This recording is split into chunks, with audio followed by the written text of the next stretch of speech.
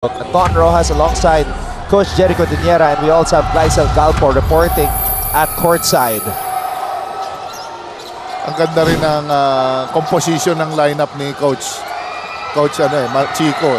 Niliitan niya yung lineup para makatakbo. Ongotan rises up for the shot. Nunez rises up for the rebound. Montemayor. Now, tignan natin yung adjustment ni Coach Olsen because you did notice na yung zone gave them some problems towards the end of the first quarter, Coach. Yes, nakakuha sila ng 2-3 possessions doon. Malaking bagay yun, especially pag nagli-lead ka. Oh, wow. Manuel, binitbit ang bola. Axel Manuel finds a way to score under duress. Yun lang napansin ko dito kay Capulong. Pag pumulap siya, parang medyo hesitant siya eh. Ayaw niya pang tuluyan. Oh, yun. Talagang it's either yung path or tumuro charge na lang siya. Axel Manuel also coming from the Junior Altas high school basketball program. Now the backup point guard of Coach Olsen Racela behind the veteran Sean Orgo. Orgo now in his third year. They went to the finals yan last year. Juniors, perpetual juniors nila versus Letran. Was their biggest season ever in the juniors division. Pagaran pulls up for the jumper. Balik ang bola dito sa AU. Abiera. Kamay. Capulong trying to seal. He will have a hard time against the physical. Walang eye contact ton eh. Hefty Nunez, but Capulong finds a way. Grabe itong si Capulong, nakaabang lang. Oo, talagang siya, pag nabigyan mo, sure ball talagang tira. Axel, in and out. You can feel the hunger from both teams. They want a win today. Kamay faking the handoff. Kamay against Boral. Kamay, nowhere to go. And it's hard to get by a guy like JP Boral. Ongotan, umikot, tumira, wala. Helsano, nakuha yung rebound. Manuel. Helsano. Binigay kay JP Boral. Boral. Oh, natapikan. At hindi mapulot ni Helsano ang bola. Medyo napagandaan nila to yung rim run ng Perpetual. Si Silvigla, si Dal Nunez, nakakakuha ng bola ron. Ngayon, this time, nakastay high na sila. Oo, kaya gano'n. Dami nilang interception. Maverick Vinoya returns. And Andre Acop is also in the game now, wearing jersey number 13 para sa AU. Abiera misfires. Tapi ka ng bola. It stays with the Chiefs. Acop. Kamay mula sa kanto. Quick release. Another veteran guard from Arellano. Talagang hindi rin mag-hesitate yan. May tira yan. Na-injured lang yan last year. Alright, let's get an update at courtside with Glycel Galpo. Yes, Anton and Coach Jerry, just be patient. Yan ang sigaw ni Coach Olsen Racela going into the second quarter of the game. Nakausap ko nga siya kanina at sinabi niya sa akin na hindi raw sapat ang unang panalo nila to win against the Chiefs today because he acknowledged their hunger, their extreme hunger to clinch their first victory. Meron man daw silang lapses in their defensive play in their last game. They just take the good with the bad. And today, ang plano daw niya is to use as much players as he can to expose his young squad for them to gain more experience. Dagdag pa niya, it is really up to the Altas to execute their game plan despite their shorter preparation. Anton and Coach Jerry? That's the long-term vision that one can get when you have Olsen Racela as the head coach. Correct, yes. Alam mo, maraming plano yun si Coach Olsen. Ano lang, agay matatime lang muna. Pero ito itong Binoya, yung mga pinapasok ni Coach. Kantang gumalaw, parang veteran na. Maverick Vinoya, a player with a very impressive resume played for the Bullpups in high school, so that's a winning high school basketball program. So you know that he can bring a lot here to this Arellano Chief squad of Coach Chico Manabat. Ganda yan eh. Nakita ko sa kanyang he showed the ball coming from a parang shot fake siya. Ba? Okay ah. Hindi siya natataranta. Ngayon, rene-review nila yung tapik which happened right in front of Coach Olsen. Medyo nagbawa si Coach Olsen ng big guy. Medyo isa na lang. Si Abis na lang. So yun yung adjustment, Coach. Yes, naka 3 guards ngayon sila. Pagaran and Boho Cruz and Orgo. Kasi nakarami yung Arellano sa points off turnover. 7 points off turnovers. Laban na ng cardio to. Sigurado. Tsaka fast break point, 6-2 lamang ang Chiefs. So Coach Olsen trying to match that speed. Wow. Speaking of speed, tumuro pa sa crowd. Itong si Renzo Abiera. Where is the help? You know, sometimes over-focus sila sa tao nila. Nawawala na yung help and recover. Abis mula sa labas. Abis drains the triple. Perpetual, 3 out of 11 from beyond the arc. Arellano has only attempted 3 shots from the 3-point line. But as I say that, there's the 4th attempt. It hits nothing but air.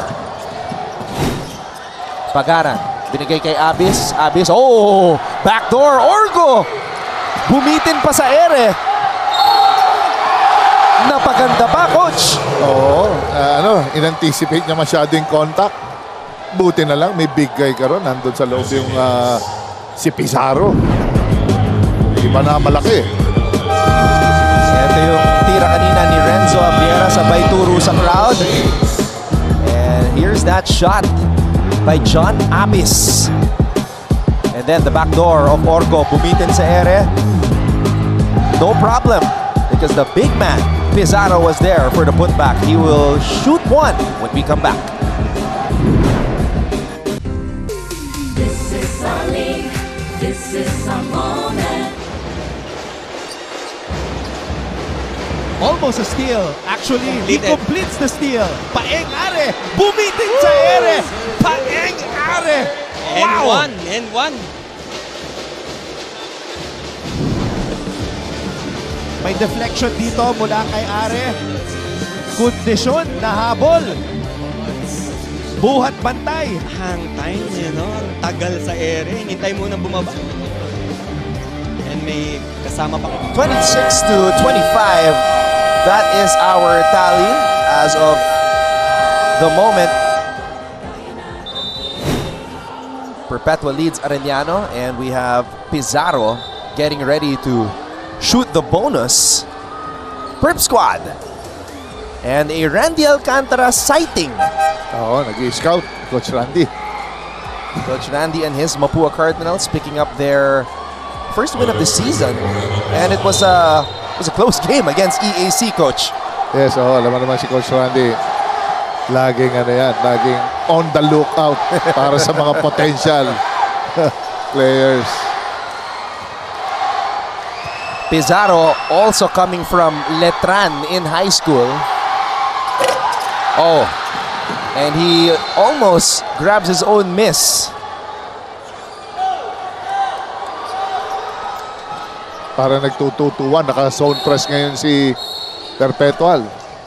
Yes, malalim ang zone press nila ngayon. Talagang naka 75%. There are times, Ton, ginagawa nila 50. Isan 1-2-2, they trap all the corners. They're giving them different looks. And Arellano needs to work on their press break as Perpetual comes up with an interception.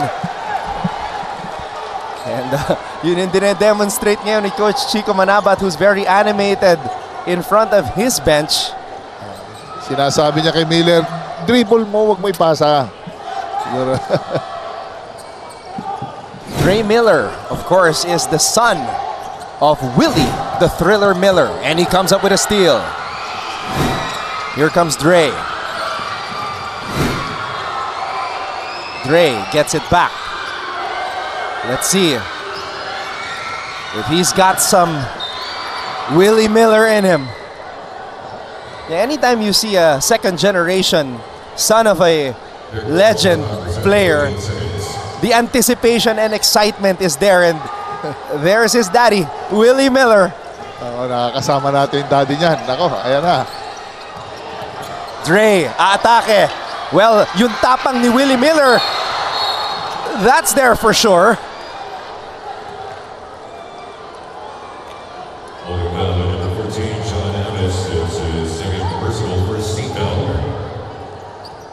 And Willie Miller is the type of person na when he has the ball, I got this. Oo. Nasa niya kanina. Pedigree. Talagang buo yan. Buo pag umatake yan. Now there's another new player on the floor para sa Arellano. And days before the start of the season, he just flew in from Chicago. Yes, the Windy City. The city that Michael Jordan built. Oh, medyo may miscom sila ni Estacio at Capolo. Pareho silang puma-flash on the same spot. Oh! Pizarro. Offensive foul.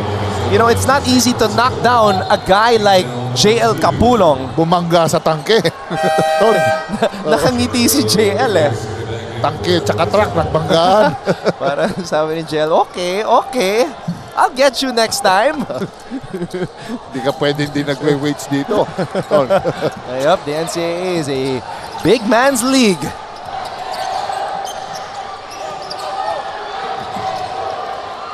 Miller to Estacio.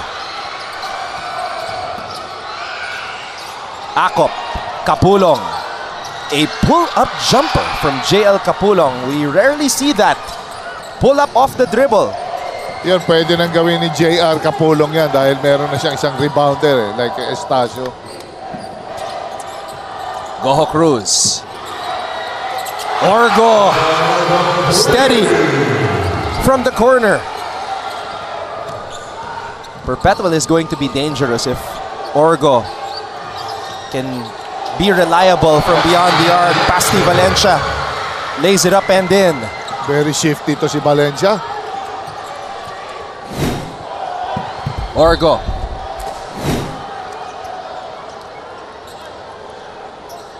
Very potent din to yung pressure, full court pressure defense ni Coach Olsen.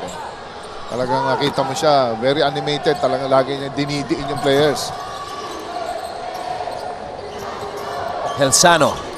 Hand off to Goho Cruz, Pagaran, and there's the triangle.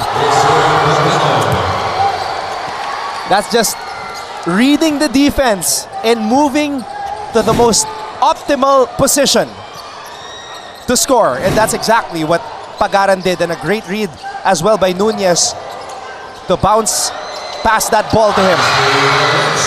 Valencia though, that was all him creating his own shot. Galing, Valencia. Goho Cruz accelerates and draws the foul. Sometimes the defensive player, dapat you should know your range. Hindi ka pwedeng too close.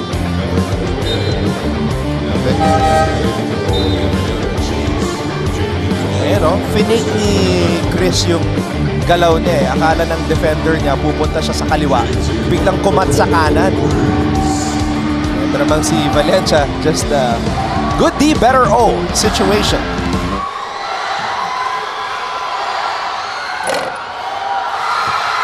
Goho Cruz gets that first free throw to trickle in, the prized recruit. Although, I don't know if you can, pwede ba sabing recruit kung nanggaling na sa high school? Kung nagstay lang? Oo. Yes, oo, kasi sa panahon ngayon, pwede lumipat sa iba eh. Pero ang ganda rito kay Goho Cruz, kahit dumidepensa, nakaka-offense at the same time. Others kasi na-apektuhan eh. Yung offense pag sobrang pagod. 3 minutes and 5 seconds remaining here in the first half. Perpetual with a 4-point lead. Ito yung excitement sa NCAA coach pag may mga bagong players na galing high school or nag-transfer mula sa ibang school. nagkaroon ng bagong chapter sa kanilang basketball career. Yes, lahat talaga gusto magpakita. Orgo. Helsano. Oh, look at the cut. Naagaw. Here's Dre Miller. Dre making his move. Dre Miller! Finishing on the fast break under duress. And yes, he's got some Willie Miller in him. Grabe. Perpetual leads Arellano 33-31.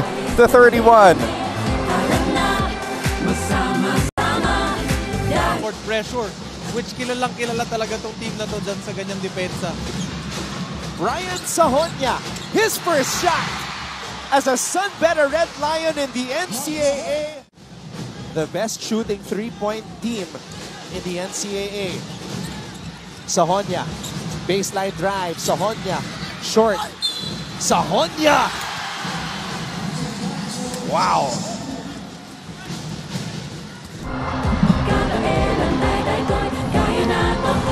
Two minutes and 40 seconds remaining here in the first half, and we have Dre Miller trying to make a name for himself here in the NCAA.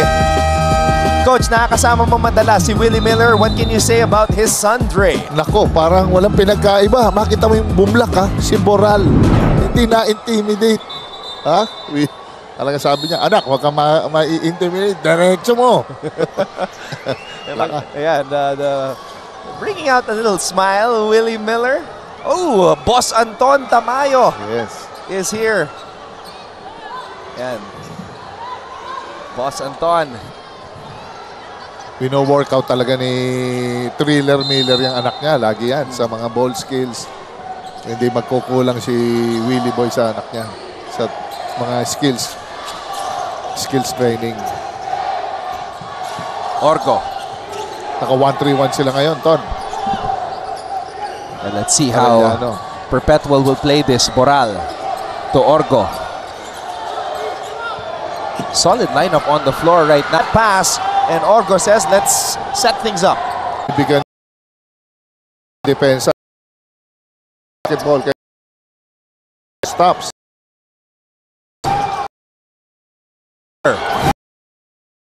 Covers the back. Valencia. At babalik ang bola sa Perpetual. Balik na naman sa 3-big yung Perpetual team ni Coach Olsen. So substitutions made by both coaches. And new player on the floor for Arellano, Joseph Espiritu Jr., wearing jersey number 45.